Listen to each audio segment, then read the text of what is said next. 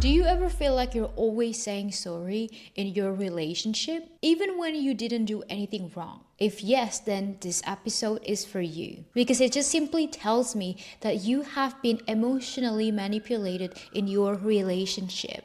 Hey everyone, I'm Liv, your big sister in money, mindset, and glow up. On today's episode, we're going to talk about 5 signs that you have been emotionally manipulated in your relationship. So, let's get into it.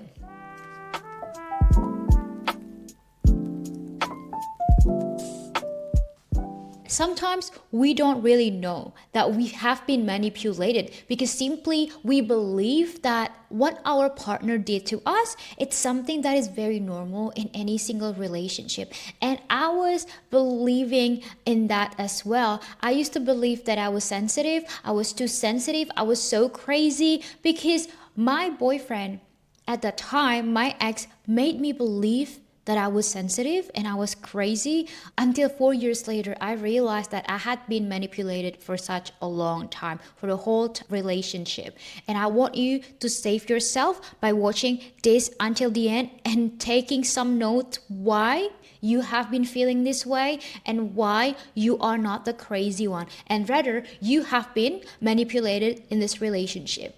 The number one sign that you have been dating a manipulator is you've been guilt tripped and you've been gaslighted. And these two are the combos of manipulator tricks in relationship.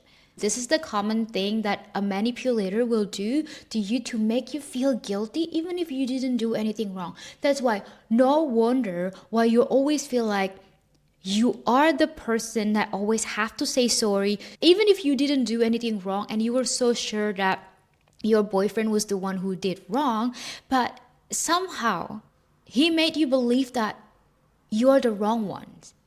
And this is actually a manipulation tactic that a manipulator uses to put the blame on other people's because simply they don't want to look into themselves. They don't want to look themselves in the mirror and say like, whoa, I did something wrong, because they're such a loser when they want to get something from you or they want you to do something for them and you refuse or you don't want to do something for them, they will guilt tripping you.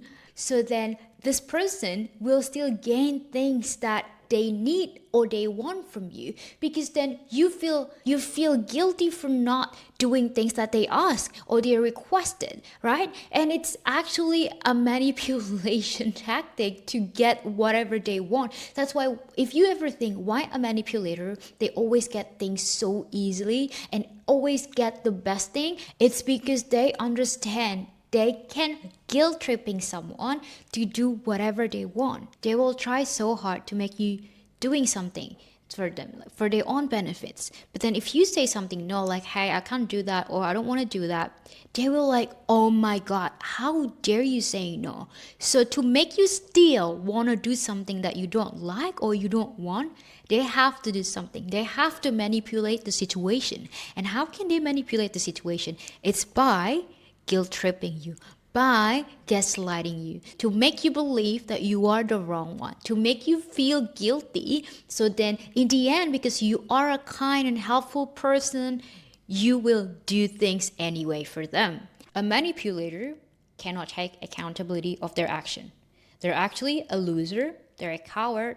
When you confront to them that I feel this way because of your behaviors or your actions actually hurt me, it feels like it was an attack to their personality or their existence. They will try to switch the situation that you are the wrong one. Your overreaction, the way you deliver your message, the way you confront them, and taking away the focus on how you behave instead of what they did to you. Because they don't want to put themselves in a wrong position. They don't want to see themselves in the mirror and say, oh my God, I'm so sorry. They are allergic to saying sorry. So then when you are in a conversation with a manipulator, you'll be like, oh my God, I'm so confused. I feel like I'm crazy because I honestly felt like he did something wrong to me and this is what I'm feeling.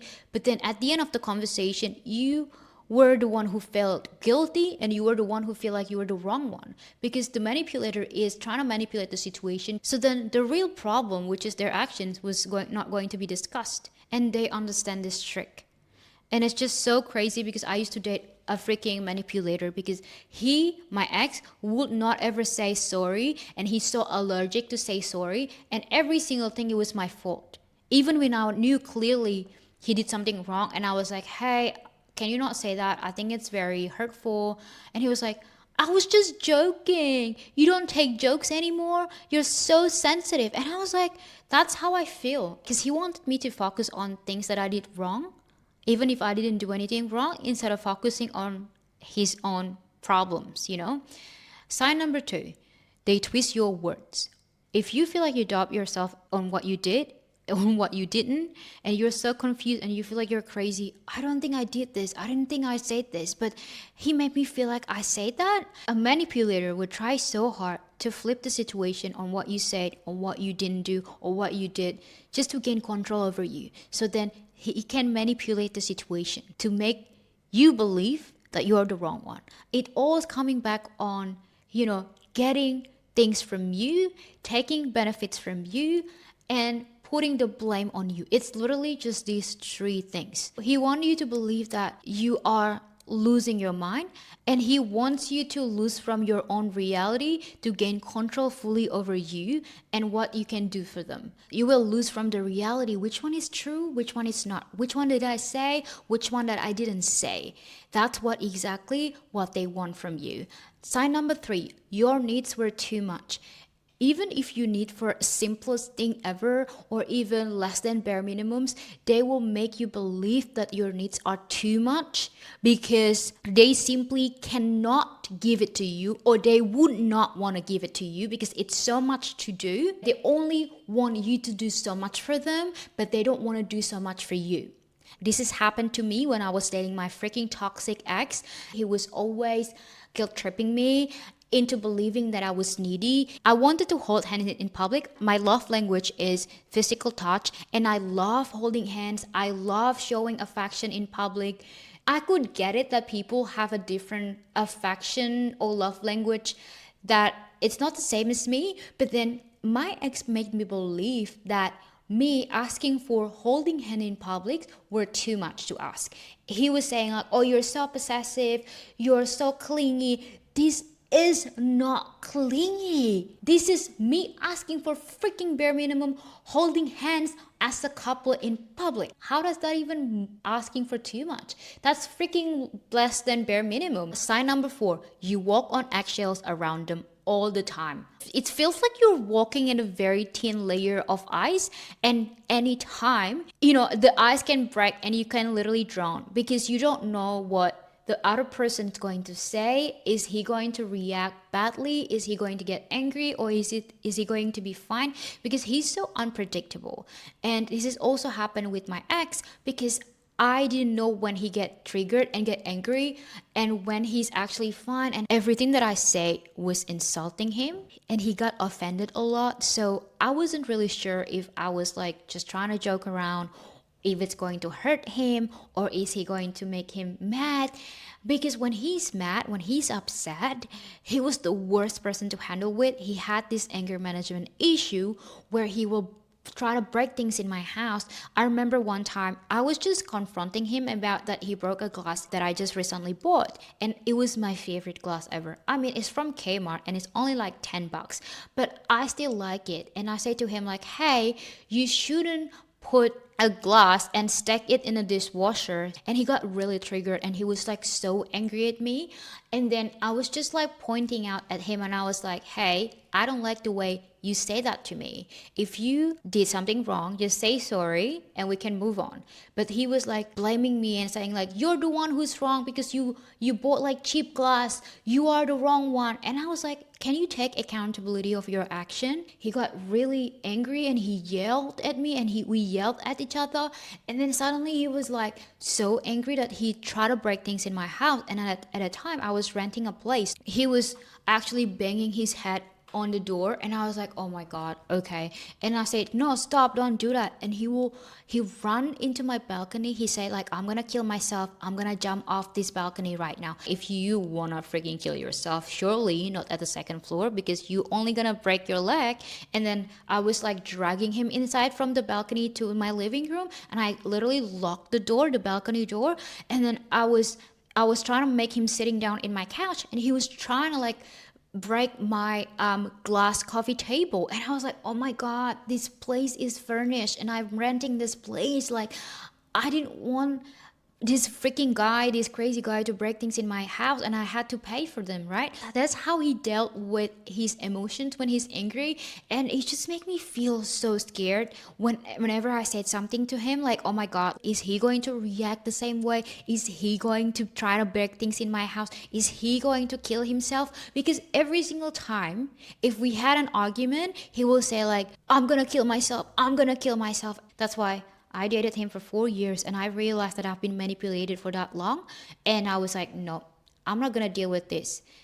Dating a person that is emotionally immature and someone that is manipulating me for whole time, I'm only wasting my time, I'm only hurting me. So in the end, I only came back thinking about me and what is best for me. And I want you to do the same. Don't stay with the wrong person longer than you should. Don't try to avoid the conflict. Do things that they want because you just don't want them to be mad at you. You're not saving the situation. You're not trying to make things better. You're actually just minimizing the conflict and avoiding the real problem, that he cannot be saved. You cannot stay in this relationship with someone that literally have zero control about their anger. And it's not your responsibility to fix this person, because you cannot try to save someone that doesn't want to save themselves. It has to come from themselves. It has to come from their own ability to be self-aware, their own ability to notice what's wrong with them and fix it themselves. If you're dating someone that is like acting like this, it's just you are giving your power away. You are the person that trying to mother someone, right? Okay, sign number 5. You lost yourself in a relationship. How many times that you feel like you don't know yourself anymore? You feel like you have identity crisis. You don't know who you are. You don't know what you want. You don't know what career path that you want. You don't even know yourself anymore, because the whole time this person is trying to manipulate you into belief that you are not who you are. You are an extension of him. You started to be forced to like things that he liked. You started to do things, hobbies that he liked. And you started to go places that he liked instead of what you like and what you enjoy. Your boyfriend controls you so much that you can't even go out with your friends, exploring new hobbies, meeting new friends, because they want to have so much controls of you and shaping you into what they think is best for them. I noticed this in my friend's relationship. I'm not friends with her anymore. When she met this new guy, I don't even notice her. She changed. She was like becoming the person that I didn't know, because she started to eat things the way he eat. She started to act the way he act. She started to like things that he likes. And I was like, why are you doing this thing? And she was like, it's because I'm gonna marry him after 2 weeks of meeting this guy. You're trying to change yourself to fit into someone's mold because you want to be accepted. Or maybe the other person is trying to manipulate you to change yourself so then they can have so much control of you. And she started to like cutting off a couple of friends, maybe most of her friends, to be honest. And I was like, why are you doing this? And she's like, my boyfriend doesn't want me to hang out with my friends anymore. He always want to check up on me. He thinks like if I'm hanging out with my friend, it means that like I don't love him. And she genuinely believed that if she want to marry a guy, she had to cut all of her friends. They want to isolate you from everyone so then they can have fully control of you. They will try to eliminate other people in your lives, so your only support system is them, and you cannot ever get away from them. That's what actually happened. those are signs that you have been manipulated in relationship. And if this happened to you, I'm so sorry. I don't wish any bad thing like this happen to anyone. This is really, really awful. But if you experience this, I want you to run away as soon as possible, leave the relationship, and only think about yourself. Think about your own happiness, what is best for you, what is best for your future, and what is your dream relationship. Because manipulator always want you to stuck into the relationship, and you just gotta think about yourself. Save yourself so much time by focusing on yourself and just making decision to leave the person because you want to take care of yourself and you value yourself more. If you've been manipulated, I don't want you to be sad. It's not that you are a bad person or you're stupid. It just means that you have so much kindness in you. You are a kind person. You're so helpful. You're someone that have so much empathy and always see the best in other people. So think about yourself and save yourself and make decisions about your own happiness. And I'll see you in the next episode. Bye.